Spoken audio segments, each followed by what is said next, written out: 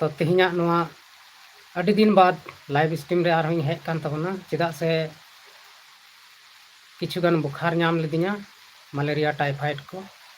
अदो सुई रान चलावना चला तेगे मेना फिलहाल हूँ अवरिन ठीक उतरत तबना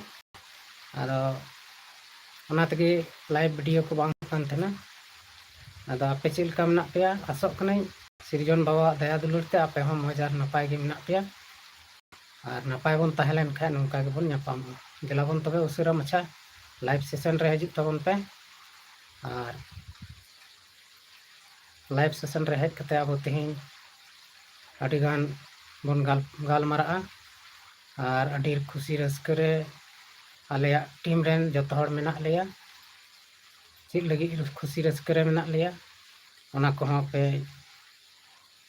लय पेया अदो तेलाबन जुड़ा तबन पे कमेंट तबन पे लाइक तबन पे शेयर तबन पे वीडियो को मिट्टनेम हेज कना आयमा आयमा सरहा सेता जोहार गाते को कथा हुयुग कना नितो अबुआ भारत दिसम रे अडी हलचल मचाव कना अब आदिवासी को कखनते अब बन बड़ाई गया होला दो बांग मांदेर हिल भारत बंद तहलना और नोआ भारत बंद रे ओका को क्षेत्र रे पूरा प्रभावित मेना ओना को हों बखरा बन गलमरा ओना खय मड़ांग रे तेहिया मौसम चेद लेका मेना थोड़ा गान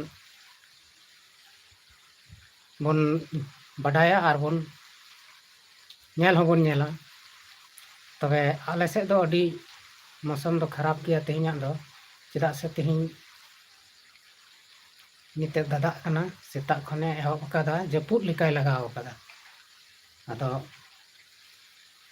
ओनाते अडी बेस गी बांग बुझे कना बाहरे को से चला रिया हूँ मुश्किल गया तो थोड़ा गान बाहरे से नज़ारा बन नेला इसके बाद अब बन लाइव सेशन रबन गपाल मारा तो जहाँटा बैक कैमरा कना ओने तबना मा नेल तबन पे नय नोंकाते कलकाय दाग हेज कना सेरमा को धुंध गी नेलोग कना हाने हानते दाग कटिज कटिज ᱧᱩᱨᱩᱜ कना पासे कैमरा रे बाय कैच दाड़िया कना ओने अंतरे स्कूटिंग पटम का अनिल मरांडी जोहार मसीदा जोहार गे अनिल बाबू जोहार गे मज बड़ा गे तो ठीक गया बाहरे से नजारा बन नेल किदा नितो गालमरा लगी बन सपड़ा तबे नोडे दुड़ुब ठीक कते नित दो गालमरा तबना और बन गालमरा ठीक है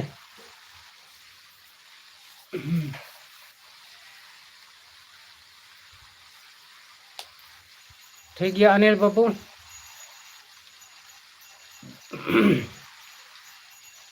तो विशेष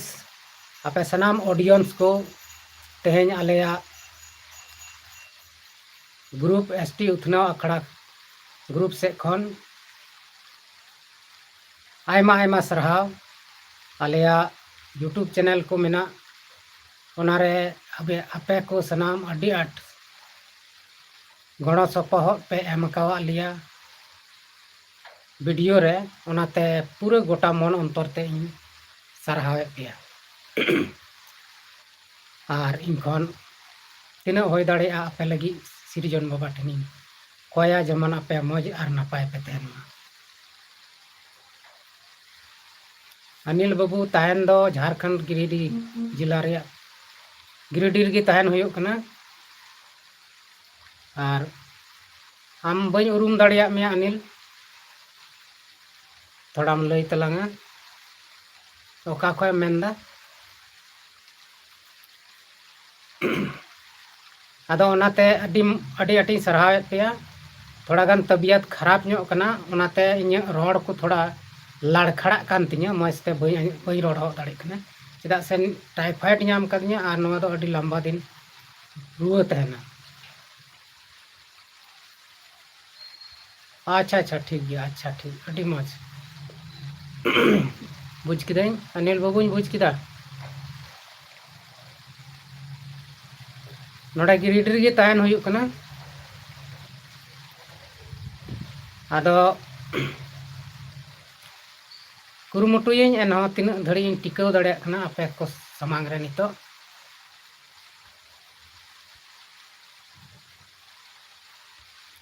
आदो अबो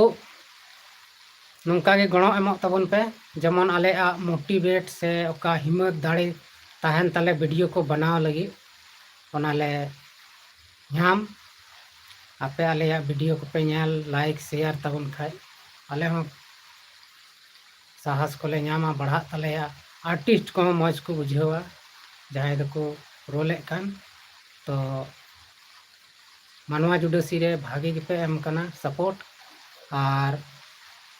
नितो ची को मेना डांसर या कॉल रहे हो अड़ी भागी सपोर्ट पे एम कना आदो सुर होला मांदर गे अपलोड होई कना ओना रदो नितो अनहा आरहो वीडियो एडिट चला कना ओना दो सिला मारंडी ऑफिशियल रे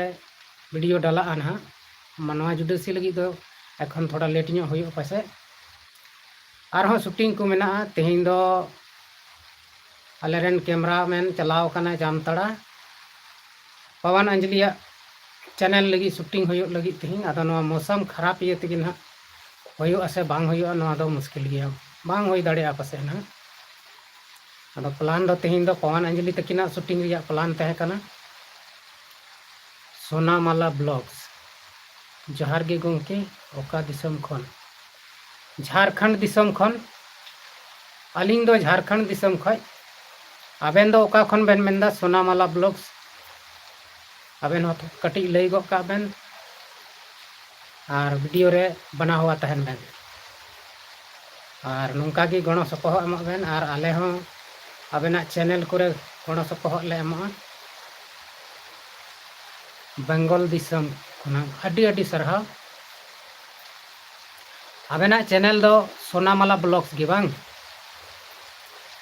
अच्छा चैनल लिंक सेंद्राय तबेना लाइव सेशन मुचाद कते आदो अड्डी मौज गे सपोर्ट पे एमोग कान तबोना और सपोर्ट एमोग तेगे तहन तबन पे और नौका गे जतो हड़ तिना यूट्यूबर मेना बना ठीक गया अड्डी सरहाव साहिल हेम्ब्रम जोहार गे काका साहिल बाबू बन बुझ दाड़िया में से बन उरूम दाड़िया में कटी एम लय लेखन ओका खनेम मेनेआ आदो नौका लेकाते आबो जतो हड़ बन गणो सपोहआ और ऑनलाइन रे बन ᱧᱟᱯᱟᱢᱚᱜᱼᱟ चेदा से नितो दो सोशल मीडिया माध्यम ते अड्डी गान हड़ बन ᱧᱟᱯᱟᱢ उपरुमोग कना और जोखे जोखे रे जहां बन ᱧᱟᱯᱟᱢ हबन ᱧᱟᱯᱟᱢᱚᱜ कान गया आदो अड्डी भागे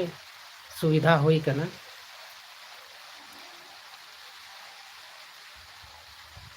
ठीक गया धनबाद जिला खन ठीक गया आयमा सराव साहिल साहिल बाबू वीडियो रे बना हुआ तहन तबन में और नौका गे गड़ो तबन से विशेष कते तेहिं अब बन गालमारा तो भारत बंद रे अब बन नेल किदा सनाम खन जस्ती बिहार रे घमासान होइना ओंडे दो जस्ती गी बवाल हो होइना और हुयु हो दरकार कना नितो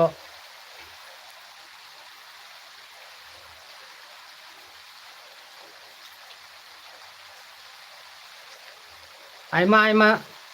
सरहाव सोनामाला ब्लॉग्स पुइलू रे सेटर कान इयते आबेन अलिंग से खन आयमा आयमा सरहाव जोहार आदो कथा बन बुझदा जहाँ भारत बंद रे बिहार रे अड्डी आट को बवाल किदा और नौका हुयु दरकार चेदा से अब नित हो अंधा गे को दोहे बना और झारखंड रे बन नेल खा झारखंड रे उन बवाल दो बांग होइलना शांतिपूर्ण गे पसे होई कना नितरी कोई खबर गे बांग है कना उनकना तो आदो भागी गया अबोरेन बुद्धिजीवी को आयुरते SC ST रेन गंके को आयुर के बनते भारत बंद होइना और सुप्रीम कोर्ट हो नवा दय नेल किदा जे नुको SC ST या संविधान रे जहाना छेड़छाड़ होई लेन खाय अडी आट बवाल होई दड़िया आदो नोंका गे अबो एकता बन उदुगा समय समय रे तबे भागे हुआ अबोआ भागे भलई होई दड़िया और जुदी अबो अबो गे बन तापाम झगड़ा खाने धर्म बखराते खाने जात बखराते तबे दो अबो SC ST दो अबोआ जहां आरक्षण कोटा कना ओना दो सनाम को जनरल गो कता बना अबो नितो कालका बुड़बाग बनाव कते को बेगारे बना आरक्षण खय हम ओना हुदिस रिया जरूर कन तबना कटिंग मिटन कॉल है लेन तबना ओनाते मुश्किल होइना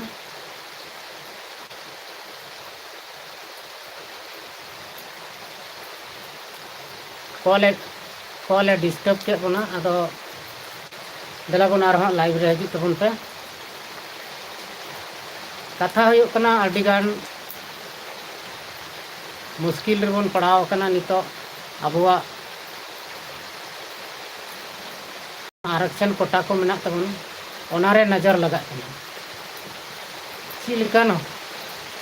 सरकार कना से चिलकन बीजेपी सरकार कना जे अबुआ पेछा गे बाय इकवा कना आदा नोंका तेदो अबो जहां रेंगे कष्ट अवस्था रे ला बन ताहे कना ओना अवस्था रे गिनी दो अगु बन रे एक कुरुमुटु ये कना अबो लहा से दो बाय बढ़ा चो और अबो जहां फायदा बन नामे कान तेना ओना हो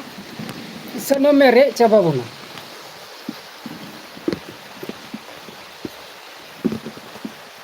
आदा ओनाते अबो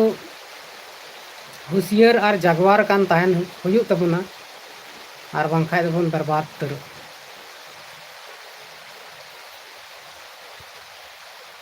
आदो गाते को अड़ी मुश्किल हालत रेबन पड़ा ओनाते नौका गे अब ST SC रेन तीना बोया मिश्रा को मेना बना और तीना जात को मेना बना अबो एकेन हड़ हपन से संताल मतो दो बनु बना SC ST रे दो आयमा ढेर जात बन हजू कना अदो भारत बंद रे दो ST SC OBC जतो को सेलेक्ट कान तहना और बिना भेदभाव ते नोआ जहां आंदोलन जहां बंद तहना जतो हड़ मिलाव कते बन कराव केदा अडी भागे होइना और नोंका गे हुयो दरकार कना जहाँ तीस गे अब नौका बन जुमिद बन तहन जहाँ तीस गे अब बीजेपी सरकार से भारत सरकार नितो दो मोदी सरकार अब ची हो बाय बिगड़े दाड़े तब मोदी सरकार मेनदा इन सुप्रीम कोर्ट फैसला विरोध की मिनाया बन सपोर्ट आए कना मेनखान नोआ को दो राजनीतिक टेक्निक कना राजनीतिक टेक्निक कना उनी नितो आज एक दोष बाय लादे जुना कना ओना कथा दो ओनाते उनी नोआ गे लास्ट रे मेना जे इन दिन चिकाया ओना दो कोर्ट रिया मामला कना इन सेन खन दो नोआ बांग कना ओनाते उनी ओल झोल कते अब राजनीति रे दोहय बना जेमन उनी बन गणवाय मनखान नौका दो बांग होई दाड़े और बाबन गणवाय अबो बहुत सोच समझाव कते से दिस हुदिस कते मने लगाव कते अबुआ संविधान बनाव कदाय अम्बेडकर उनी हम मिटन मनवी तहल नाय और अबो बखराते भाले हुदिस काते अबोआ मौज ऑल दहो कदा ओना इयते अबो निथरी मौज रे मेना बना और बखाय दो कोई गुलामी राज रे बन तहे को जहाँ दो 2 से 3 हजार साल पहले अंग्रेज गुलाम रे जहाँ दो बन तहे लेना और उनका के बन तहे को भारत रेन बीजेपी गुलाम रे बन तहे को नित हो बाबन बुझेव खाय जुमिद बाबन तहन खाय जुदी अब धर्म बखराते लड़ाई तेगे बन तहन खाय जात पत्र ऊपर ते लड़ाई तेगे बन तहन खाय नित हो अब गुलाम बेना रास्ता रे मेना बना अब किसी भी धर्म गुलाम दो बाय बेना बना धर्म दो मिटन आस्था कना धर्म भारत रे स्वतंत्र गया ओना इयते ओना दो आया जायगा रे मेना मेनखान नौकान धर्म गुरु को मेना कोआ ओना धर्म होते तेगे को छुआ छुते बना धर्म होते ते को भिना भिनिए बना नवा दो एकेन अवड़िया कना आको वा फायदा लगी को उनका कना उनको अब सनाम मानवी को फायदा लगी दो बांग को कमी भगवान चांदो ईश्वर सनाम मेना को एकेन मिटन गया जतो मिलते ᱧᱩᱛᱩᱢ ᱟᱵᱚ अलग अलग बन दो कदा से आबोरेन धर्म गुरु को अलग अलग को दो कदा लो काटा धर्म हो बड़ी बइन मेता कना सनाम धर्म के भागे गया और ओकाटा धर्म हो बइन बड़ी तुम मेता कना बांग बड़िया भागे गया मेनखान आबो जतो धर्म रेन धर्म माना होड़ किको बाको बगिया उनको की को आत्मा रको पैदाएदा दुश्मनी जे हाना धर्म दो बड़ी गया नवा धर्म दो धोखा गया नवा धर्म दो मज गया नवा दो एकेन उड़िया कना आम जुदी मनवी जगी आमा आत्मा के सफा बनू खा आम धर्म मनाव कते चीम चिकायदा चीम चिकायदा आम मिटे मानवा के बाम दुलर दड़ेया मानवा के बाम प्यार दड़ेया मानवा के बाम गणो दड़ेया तब आमा ची धर्म रिया काम दो ची हो बांग अवड़िया धर्म कान तो ओकाटा धर्म शास्त्र रहो उनका बांग ऑल कना जे मेनते मी एटा मानवा आम दो अलम दुलड़िया मी एटा मानवा आम दो अलम गड़ो होया उनका दो बांग ऑल कना अब सनाम धर्म रिया धर्म पुथी को बुन ᱧᱮᱞ लेखाय से बो मिमी बार कथा बुन पढ़ाव लेखाय अब बुन ᱧᱟᱢ दाड़ेया अरे धर्म चलती ते अब बाबन लड़ाई झगड़ा मा मी जुट बन तहन मा जुमित बन तहन मा और नौकाते अबवा जहाँ आरक्षण को मेना तबन ओना को बन बंचाव दोहय मा जोगाव दोहय मा जेमन हजु कान दिन रे अबोरेन गिदर बुतुर को मौज को तहन और ओना आरक्षण माध्यम ते लट्टू लट्टू पद रे को चलाव दाड़े तबन और तिना लातार रे मेना को ताबन तिना रेंगे चार हालत रे मेना को ताबन उनको हो अब बन ओवार रकाब को ओवार रकाब रिया बन कुरुमुटुया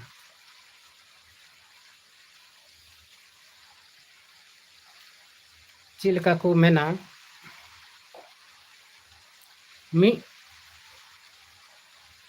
मिटन जहाना गे मिटन काडे जुदी टुकरे मेनखान फट मेनतेम टुकरे गोदा जुदी उना रे 5-6टी काडे एम तल मिलवा और उना टुकरे मेना तबे बाम टुकरे दाड़िया आदो उना लका गे अबो हो जुदी आयमा हड़ जुमिद रेबन तहना तबे अबो ची हो दल बाको गलाव दाड़िया अबो बाको चिका दाड़े बन अकोयटा सरकार गे से अकोयटा सुप्रीम कोर्ट गे अब दो बाय हिलाव दाड़े बन और अब रे बन भेना भेनी लेन खान अब सनाम आरक्षण को दो हटिंग चाबा और जोगाव दोहय लगी दो अब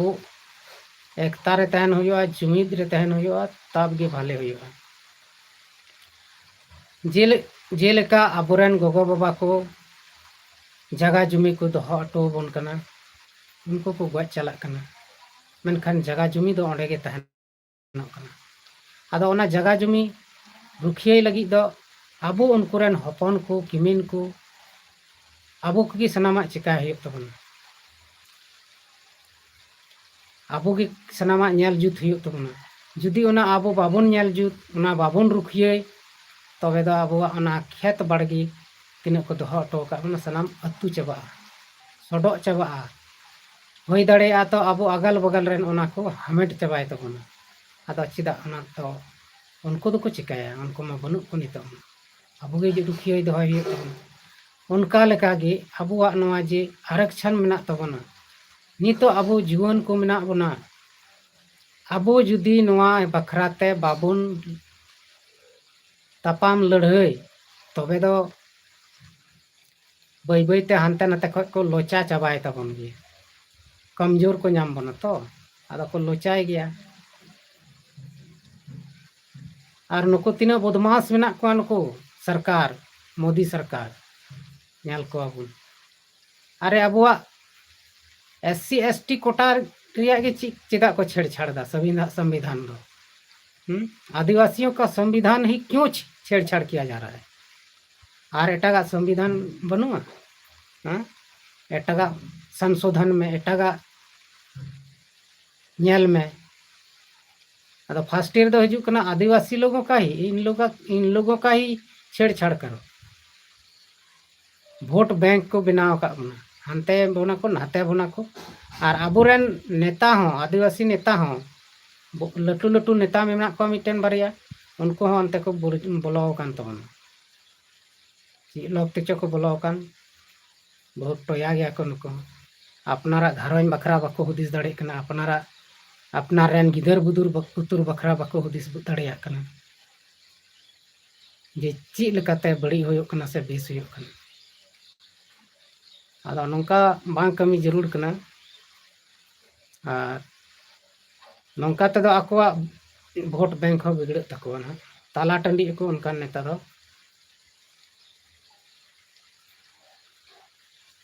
और तीना बया मिश्रा आरक्षण रे नौकरी चाकरी तबन पे आपे हो कुरुमुटुई तबन पे आबो जुआन को लहा से आयुर को रिया ओना बखरा आबोआ तीना चीज को फायदा नामक कान ओना मी एटागी को लय सदर को पे जेमन उनको को बडाय अडिगान हड़ बाको बडाया आबो ची फायदा मेना तबना से आबोआ तीना आरक्षण मेना ओना को बाको बडाय तबना आदो लय जरूर कना आबोआ 33% मेना से 35% मेना से 40% मेना नवा को आबो बन लय को और आरक्षण दो ची कना आरक्षण रे ची फायदा मेना तबना नवा को सनाम हड़ बन लय हपटिंग जोंगा अब आदिवासी जहाँ आरक्षण मेना मान लिया 33% आरक्षण मेना तो नवा निश्चित तौर पर नवा कना जे आबो दो जहाँ रे 100 टी नौकरी उडुक लेन खान 33 टी हड़ दो आदिवासी रेन को बोलो आना नौकरी दो और बाकी दो एटा जात से एटा समाज रेन हड़ को बोलो आरक्षण दो उनका कना 100 टी रे 33 टी आबोरेन बाकी बाद एटा को जनरल कोई भी जगह रे आदो ओना को हताव लगी ते थोड़ा ऑलो पढ़ा हो जरूर गिता बना जबकि इन छूट मेना तबना तो गिद्रा को बन ऑल पढ़ा चुकवा और बखा अब कोटा खाली की तहन पढ़ा हुआ नहीं तो आयमा पढ़ा हुआ गे मेना आयमा नौकरी को पढ़ा हुआ गे मेना तबना ओंडे दा एंते बाको बोलो दाड़े एटा आदो ओना लालच तिगी नितो दो को हनते नते बना SC ST कोटा को नेल दा खाली गया ऑल पढ़ा बनु कोता बना पसे ओना पद रही और जहाँ करे दो मोट ते को खाली हताड़ का बाको पेरेजा ओना रे वैकेंसी गे बाको उडुका आदो चिका कते को ऑला आदो ओना इयते ऑलोग पढ़ा हूँ बहुत जोर सोर लगा तबो पे तीना जुवान कुड़ी गिद्रा कोड़ा गिद्रा पे पढ़ा कान तबोना मने लगाव कते पढ़ा तबन पे और लटू लटू पद हमेट रिया कुरुमुटुई तबन पे ओना को लाइन रे पढ़ा तबन पे रेंगे गया बन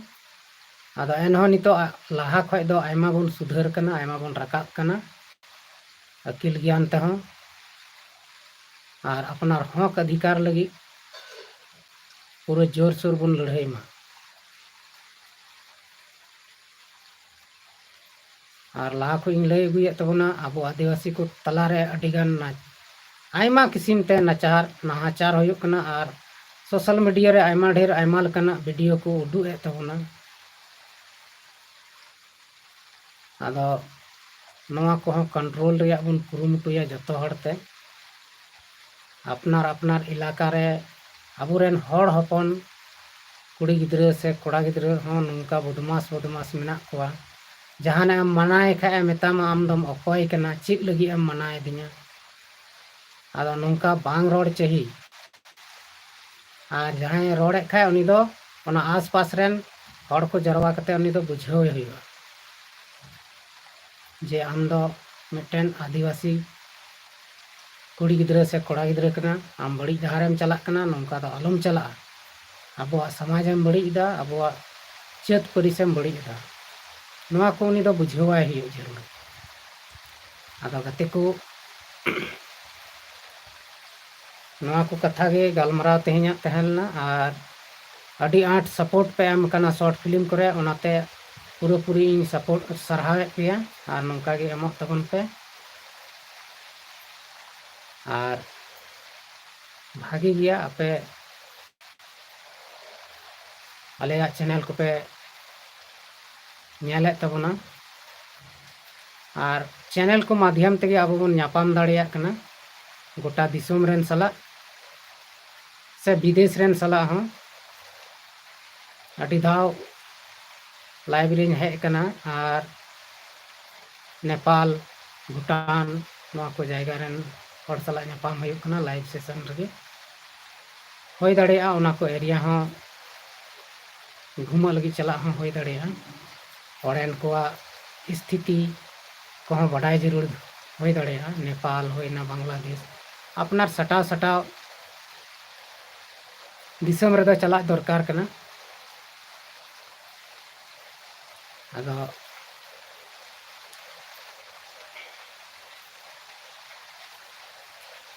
महादेव बास्की जोहार काका चेक लेका मेनामा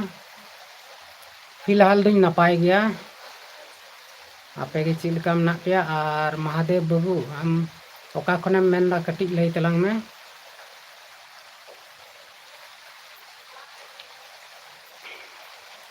आदो नोंका लेकाते अब मौज तेबन ताहेन मा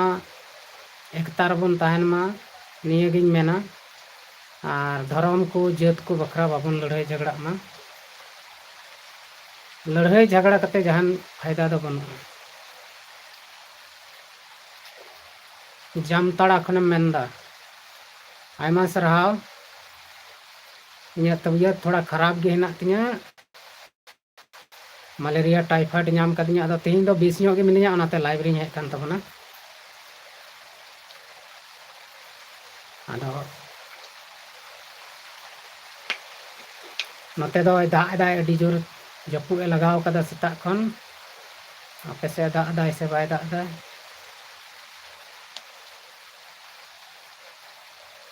इन दिन चास बास